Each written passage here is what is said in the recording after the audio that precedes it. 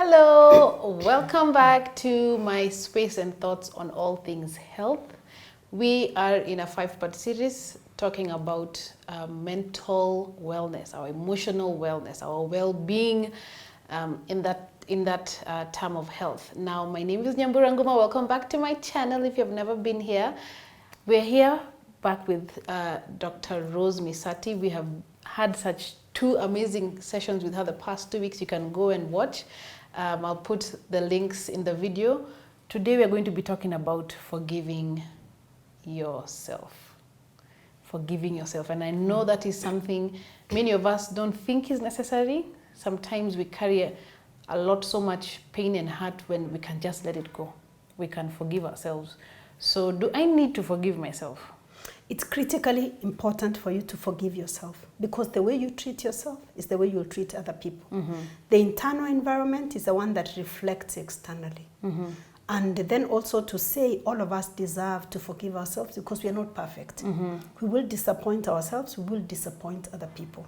So it's important for us to forgive ourselves, first of all, even before talking about forgiving other people. Now, last week we mentioned you're supposed to forgive our family members. Yes.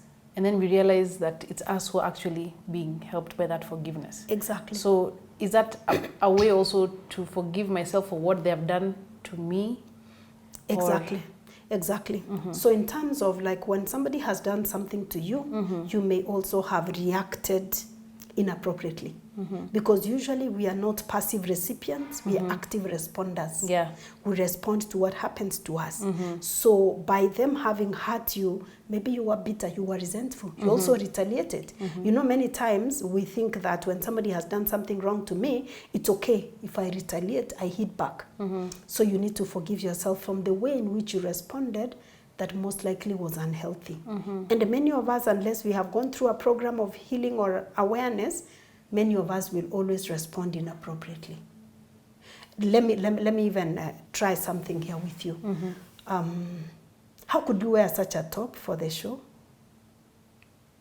It's none of your business. This is what I wanted to wear. Exactly. So what you have done, I have talked to you, of course, inappropriately. What you have done, you're defensive. You have defended yourself. I'm wearing what I wanted to wear. Exactly, and you have said it's none of my business. Yeah. So the way you have also responded, it's likely also to trigger me. Then I continue saying, but I care about you, I'm concerned. Don't you care about how people see you? Then you will say something and something else. So in this case, let me just give, the healthy response would have been something like this. You say, my top upsets you, I'm comfortable with it. I don't know what issue you may be having with my top. I hear you, but I'm comfortable with it. I like it. You see? That sounded so much better. Exactly. So once you say that, something like that generally, what you will do is that you actually put a stop to that toxicity. Because you can see that negativity has nothing to do with you. It has nothing to do with your top. I could be jealous. I could be having issues with my own top or my body. And now what I'm doing is that I'm displacing it on you. Okay, so many times people are displacing negativity to us. So what we do, we defend, we become defensive. Instead of now responding in a healthy way that my top upsets you, I get it. I'm comfortable with it. I don't know what issue do you have with it. And then that's when I'll think, I'm like, oh, okay. And yeah, what was it about? What was it about? So many times even when people hurt us, we respond also in ways that are not healthy. That's why, and later, like it comes very clear to people when they are going through emotional healing, they realize, oh, I also didn't do correctly. That's why I don't subscribe to the philosophy that paints parents as monsters who have traumatized their children, or the psychology that paints children as these little terrorists who are harassing parents. I always say the children are not perfect and the parents are not perfect. So they're hurting each other. So as you forgive people, you also need to forgive yourself. So it may be for the times in which you have responded in an unhealthy way. It may be in some things you have done, either deliberately or not really deliberate, but that you have ended up hurting people. You've hurt your parents, you've hurt your siblings, you have hurt your friends. Maybe like in terms of responding to a comment that somebody has given me. Exactly. Okay. Responding to a comment like that, or maybe your parents have taken you to school and you realize that you squandered the opportunity that they gave you.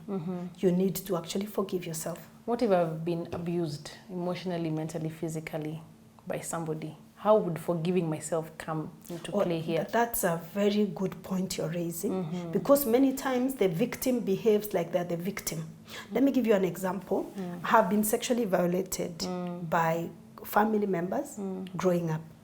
And at some point, one of the members, I was so angry and so bitter that I would meet this man, I just stand, I look at him, he looks at me, and I'm transfixed, I'm paralyzed, I'm tongue-tied, I can't speak because of the anger, the pain, the bitterness.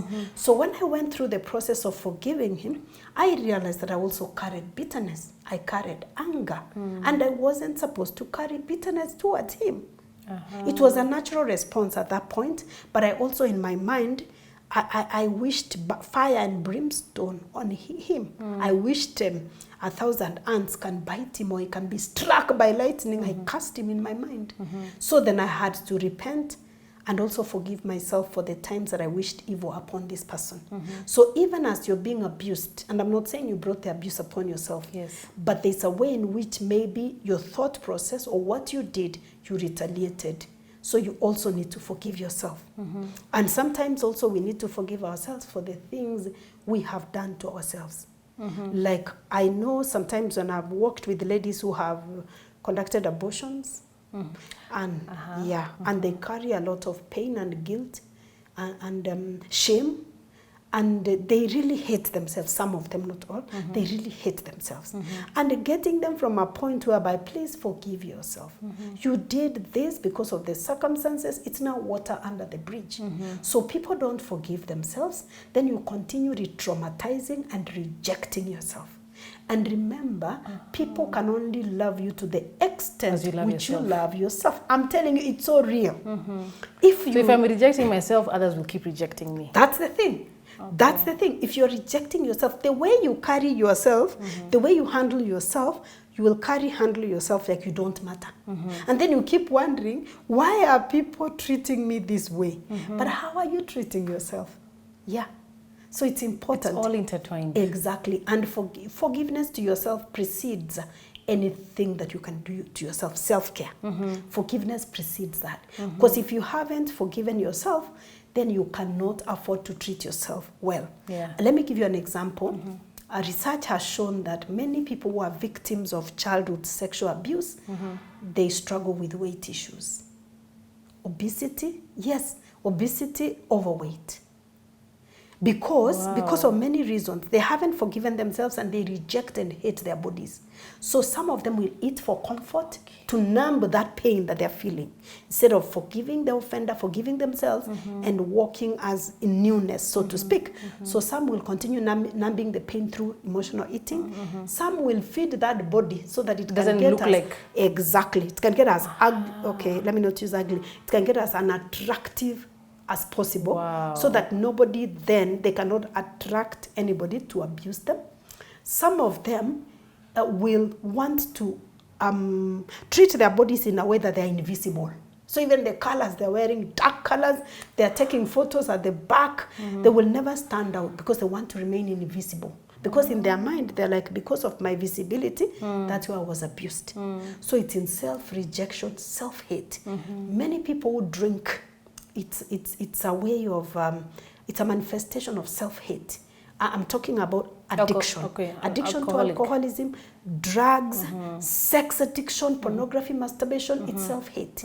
So you keep on rejecting your body, re-traumatizing your body, taking it through the earlier experience.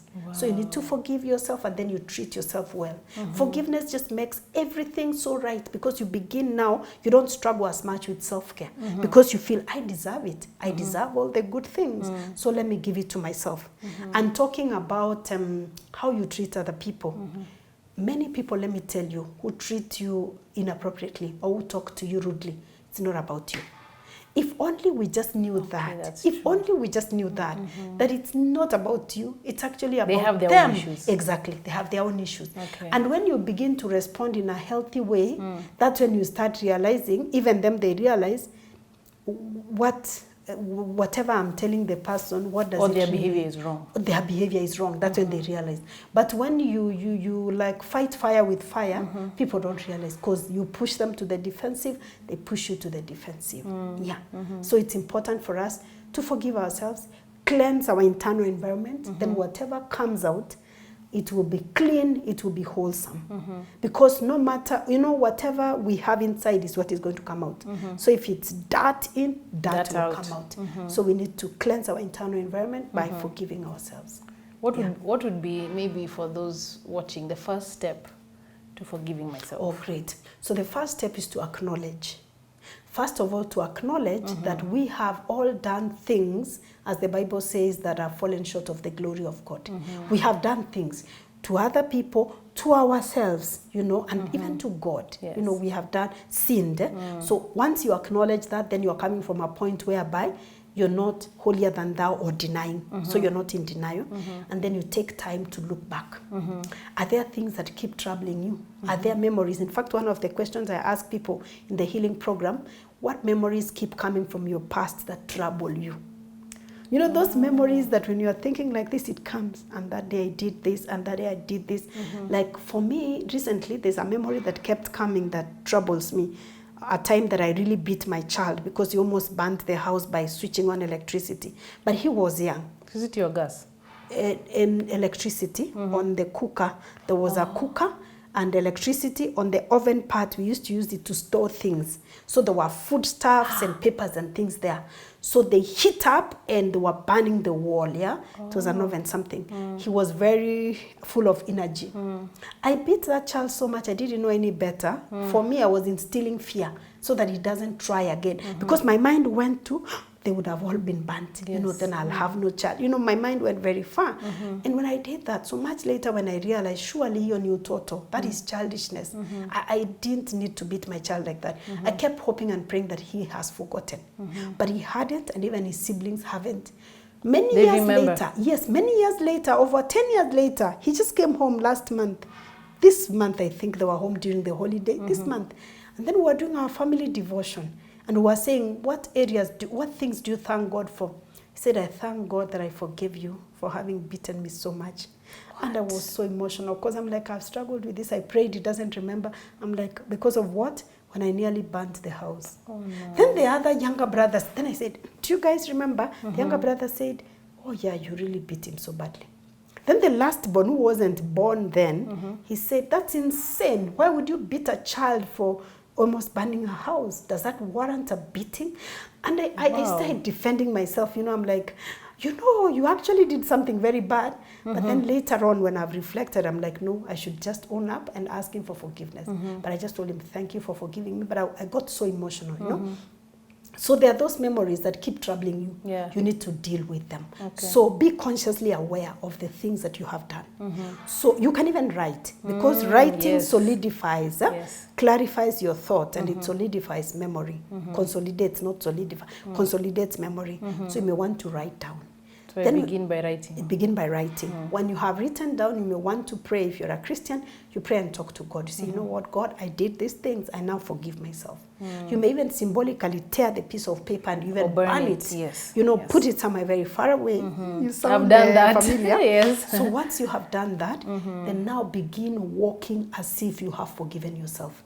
Okay. Why am I saying as if? Fake it until you make it? It's a scientific principle. Okay. Because sometimes you may have forgiven yourself, but you don't feel like it.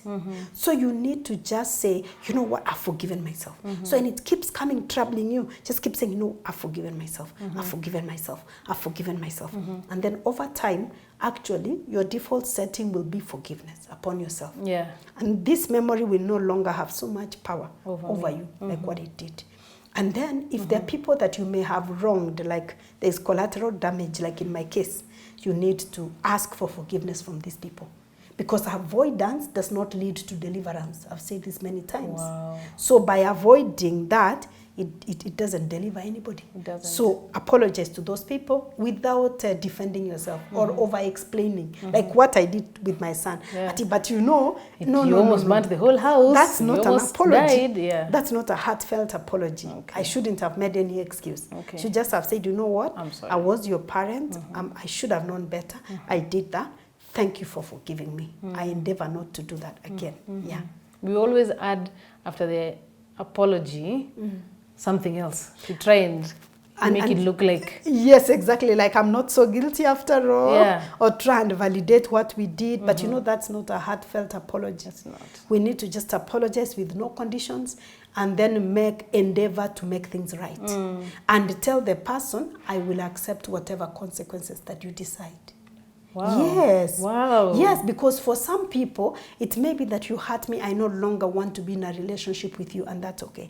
So don't make it like, see, I asked for forgiveness. We are meant to be friends again. No, no, no, no. You have asked for forgiveness, and actually that applies even to yourself.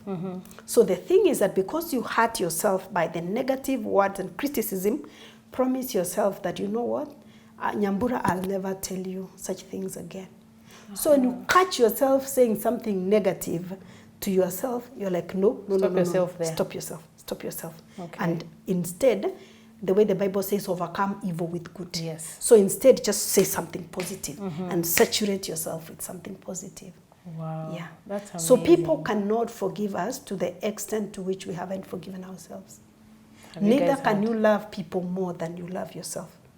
So when we actually, in essence, say, or, you know, forgive, we forgive other people, our enemies, our what. It's like, in essence, we love them and we hate ourselves. Because we are more compassionate to other people and not compassionate to ourselves. Yes. Yeah. That's very true. It's important. And so we keep hurting ourselves and hurting ourselves. Exactly. And taking ourselves back. Back to that same place. Yeah. Water under the bridge. So guys, you've heard it. The first step is to acknowledge and then work on it. And don't give apologies with added things at the bottom. Just say, I'm sorry, this is what happened, and then move. Guys, forgiving yourself is not easy. I've been on that journey, still on that journey. There are sometimes you know you've made a mistake and you need to just say, I need to, you know, do something, correct it. Yeah. Maybe you've been hurt, you've been abused. I know many ladies who have been abused physically by their male relatives. Don't blame yourself. It was not your fault. If you were young, it's not that, you know, you could have been told by a parent, you are sitting like this, with your legs open. What were you expecting? What were you expecting, you know? Yeah. And so you don't continue re-traumatizing yourself. Yes. Because you've been abused, it's bad enough. Yeah. But some people keep, again, treating themselves like damaged goods. Yeah. A lot of people who are on a path of sexual immorality, let me put it that way, they were actually sexually abused. So they feel like this body doesn't deserve to be treated any better. I heard in the media the other day a lady saying, I've lost count of the men I slept with. Body count is too high. Body count is too high. I was sexually abused, so it doesn't matter. Can sleep, and she said, I just go ahead, hurt many men, sleep with them, I dump them. But she was she's hurting herself. That is it. Because she didn't deal with the first trauma. Exactly. Wow. That's heavy. Yeah. Wow. Thank you so much.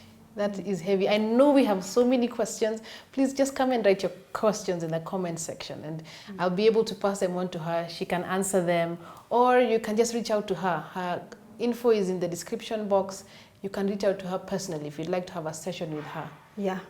And in fact, I've just remembered something before we end. Go ahead. Because sometimes you may forgive yourself, but people keep taking you back. I just remember. Yes. Like when you have done something, you have forgiven yourself, and then people keep taking you back. What should you do? So this is what I have done and what some of my clients have done, and it works. I normally begin by saying, I did this, I acknowledge, and I'm so sorry. I have forgiven myself, and I've asked God to forgive me. And I believe He has forgiven me. So I do not want to keep going down that path.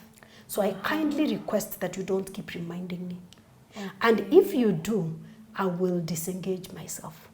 I will, even if you're in a relationship with this person, just let them know, if you keep reminding me, you're because setting boundaries. Exactly. I have dealt with it, with myself and with God, and I've asked for forgiveness from you. So if you take me back there, I will have to beg leave. I will have to leave. That's not loving yourself and acting as a forgiven person. So don't allow people who knew what you were doing to keep taking you down that path, to keep reminding you, either verbally or non-verbally. I just thought that is very important. Wow, that's heavy. That's a point for me. Thank you very much. So guys, thank you. We are going to be here with her again next week. We'll be discussing healthy relationships with sexuality. You know you don't want to miss that out. So thank you so much, guys. Thank you for staying tuned up to the end. Like, you know what to do. If you like this kind of content, give it a big thumbs up and subscribe and share it with all your friends. It's free to do all of this. So thank you so much, Dr. Rose Misati. See you guys next week. Bye-bye. Bye.